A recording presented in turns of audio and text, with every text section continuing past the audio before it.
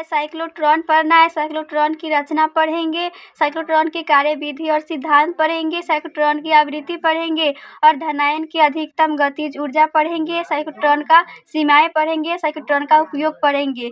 तो साइक्लोट्रॉन एक प्रकार का त्वरण है। 1932 ईस्वी में प्रोफेसर ईस्वी और ओ लॉरेंस और एम.एस.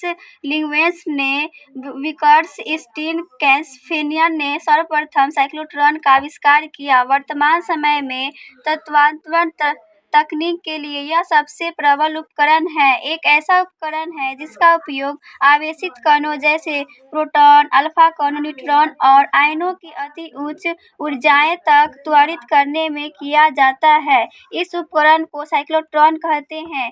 साइक्लोट्रॉन की रचना जो होता है वो डी आकार का होता है। डी जो होगा वो खोखला होगा, तो D1 लिए है, डी जिसको बोलते हैं, D2 लिए हैं। इसमें चुंबक है, नॉर्थ है और साउथ है, और इसको ये डीज को हम जोड़ दिए AC दोलित करंट से, जिसका जो मान जो होता है 10⁴ से लेकर 15 वोल्ट तक होता है। इसको बोलेंगे 10⁷ हर्ट्ज। और ये D1 विंडो, हम एक विंडो लगाए हैं जिसको बोलेंगे डिफ्लेक्शन, और ये T जो होता है वो टारगेट होता है। तो ये है साइक्लोट्रॉन की रचना। इसमें अंग्रेजी वर्णमाला के अक्षर डी आकार के दो क्षैतिज खोखले धात्विक पात्र D1 तथा D2 होते हैं। इन पात्रों को डीज कहते हैं। इस डीज के मध्य 10⁵ वोल्ट की कोटि का प्रत्यावर्ती विभव लगाया जाता है। इन डीज के पात्रों को इस प्रकार व्यवस्थित करते हैं कि दोनों के व्यास परस्पर समांतर व एक दूसरे के अल्प दूरी पर हो। डीज को ऐसे वक्स से ढक दिया जाता है जिसमें कम दाब पर निष्क्रिय गैस भरी होती है। एक प्रबल विद्युत चुम्बक द्वारा डीज के तल के लंबवत दिशा में प्रबल चुंबकीय क्षेत्र आरोपित किया जाता है, जिसका आकार जो होता है अंग्रेजी वर्णमाला के डी आकार का होता है। साइक्लोट्रॉन का फिगर, उनकी कार्यविधि और सिद्धांत। तो इसमें देखेंगे एक डीज होता है खोखला जो होता है अंग्रेजी वर्णमाला का डी आकार का, तो इसमें D1 लेते हैं और D2 लेते हैं। ये जो होता है ये तार होता है, इसको बोलेंगे नॉर्थ होता है, ये साउथ होता है। इसको हम AC करंट डोली से जोड़ देते हैं। इसका मान जो होता है वो 10⁷ हर्ट्ज होता है। और D1 में जो होता है वो विंडो लगा हुआ होता है जिसको बोलते हैं डिफ्लेक्शन, और T4 जो होता है वो टारगेट होता है। अब अगला है साइक्लोट्रॉन की कार्यविधि और सिद्धांत। मान लो धनावेशित कण पर आवेश Q है, वह वेग v वेग से एक समान चुंबकीय क्षेत्र B पर गति कर रहा है, तो उस पर कार्य करने वाला रोलेंज बल जो इसको डिनोट करते हैं F बराबर जो होता है फार्मूला QVB sin थीटा होता है। तो F बराबर जो आएगा QBV आएगा, क्योंकि sin थीटा का मान जो होता है वो 1 होता है। तो यही लोरेंज बल का फार्मूला है जो इस पर बल लगता है, तो यही इसका फार्मूला है। तो अब धनावेश को वृत्तीय गति करने के लिए आवश्यक अभिकेंद्र बल देता है। तो आवश्यक अभिकेंद्र बल को Fc से डिनोट करते हैं, फोर्स से डिनोट करते हैं। तो F बराबर जो फार्मूला आएगा mv²/r। m को बोलेंगे द्रव्यमान, v जो होगा वो जिसको बोलेंगे गति, जिसको बोलते हैं वेलोसिटी, और m जो होगा उसको बोलेंगे द्रव्यमान। तो जहाँ m इलेक्ट्रॉन का द्रव्यमान और r वृत्तीय पथ की दूरी है, तो इसमें फार्मूला जो आएगा F बराबर जो होगा वो Fc होगा। तो लोरेंज बल जो होगा वो अभिकेंद्र बल होगा। तो इसमें रखेंगे Fc के जगह पर फार्मूला जो होता है Q × Vb, क्योंकि F बराबर जो निकल के आया था QVB आया, तो उसके जगह पर रख दी। और Fc जो है इसमें mv²/r है, तो वो रख देंगे, तो इसमें निकल के आएगा v से भी कटेगा तो QB निकल के आएगा mv/r। तो r निकालेंगे दूरी, तो इसमें r बराबर जो आएगा फार्मूला m × v/QB। तो r समानुपाती जो होगा वो v वेलोसिटी का होगा, अर्थात वृत्तीय पथ की त्रिज्या धनावेश के वेग के अनुक्रमानुपाती होता है। तो ये वेग के जो होता है त्रिज्या वो अनुक्रमानुपाती होता है। अर्धवृत्त डीज को पूरा करने में लगाया गया समय, तो इसमें समय लगा, तो t बराबर जो होगा फार्मूला इसका दूरी बटा चाल। तो t को तो सेम रख लिए, दूरी जो होगा वो πr होगा, क्योंकि आधा वृत्त है इसलिए हम πr लिए, और चाल जो है वेलोसिटी v है। तो इसमें t बराबर जो निकल के आएगा पाई × v गुने r का जो मान निकल के आया था mv/QB निकल के आया, उसके जगह पर रख दिए, और इसमें कैलकुलेशन करके जो आया उसको लिखेंगे t बराबर T बराबर पाई इंटू एम बटा क्यू भी आया। ये सारा मान जो है T का, ये सारा जो है वो कांस्टेंट है, तो लिखेंगे अर्थात आवेशित कण प्रत्येक डिज में चलने के लिए समान समय लेता है। धनावेश की अधिकतम गतिज ऊर्जा भी आर समानुपाती जो होगा भी का, तो यहाँ पे F बराबर जो आएगा क्यू भी जो होगा वो मैक्सिमम होगा, B जो होगा उसको बोलते हैं चुंबकीय क्षेत्र। तो फार्मूला जो था FC बराबर एम वी स्क्वायर, यहाँ पे है V जो है मैक्सिमम है,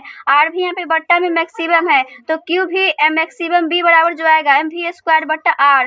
तो यहाँ पे R का जो मान होता है वो रखेंगे तो V बराबर आएगा क्यू बी इंटू आर बटा एम। तो यहाँ पे लिखेंगे धनावेश की अधिकतम गतिज ऊर्जा, तो गतिज ऊर्जा को इसे डिनोट करते हैं, इसका फार्मूला जो होगा A1/2 into M we square, तो इसमें E बराबर जो आएगा 1/2 इंटू एम, भी का जो मान है वो रखेंगे क्यू बी आर बटा एम, इसमें रख दिए, इसमें कैलकुलेशन करेंगे तो E बराबर जो निकल के आएगा Q square into B square into R square बटा 2m।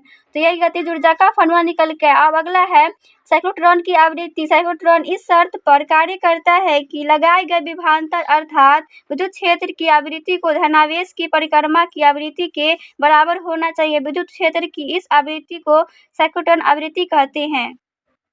धनायन का आवर्तकाल को T से डिनोट करते हैं, तो T बराबर जो आएगा दूरी बटा चाल आएगा, जहाँ T एक डिज अर्धवृत्त को पूरा करने में लगाया गया समय, तो अर्धवृत्त को पूरा करने में T समय लगता है। इसमें फार्मूला जो होगा T बराबर दूरी जो है 2 पाई r है, क्योंकि एक वृत्त में फार्मूला होता है 2 पाई r, वो 2 बार पूरा करेगा एक वृत्त को, तो यहाँ पे V बट्टा r 2 पाई r बट्टा v आया इंटू यहाँ पे बराबर करेंगे 2 पाई v बट्टा, और r का जो मान होता है एम वी बट्टा क्यू बी होता है, तो इसको कैलकुलेट करेंगे तो t बराबर आएगा 2 पाई m बट्टा क्यू बी।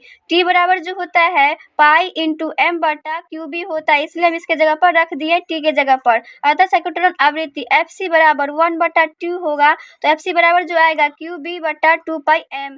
तो यही अभिकेंद्र बल निकल के आया साइक्लोट्रॉन की आवृत्ति के लिए। अब अगला है साइक्लोट्रॉन की सीमा। फर्स्ट सीमा है साइक्लोट्रॉन द्वारा इलेक्ट्रॉन को त्वरित नहीं किया जा सकता है, क्योंकि इलेक्ट्रॉन का द्रव्यमान बहुत कम होता है और वेग अत्यधिक शीघ्र हो जाता है।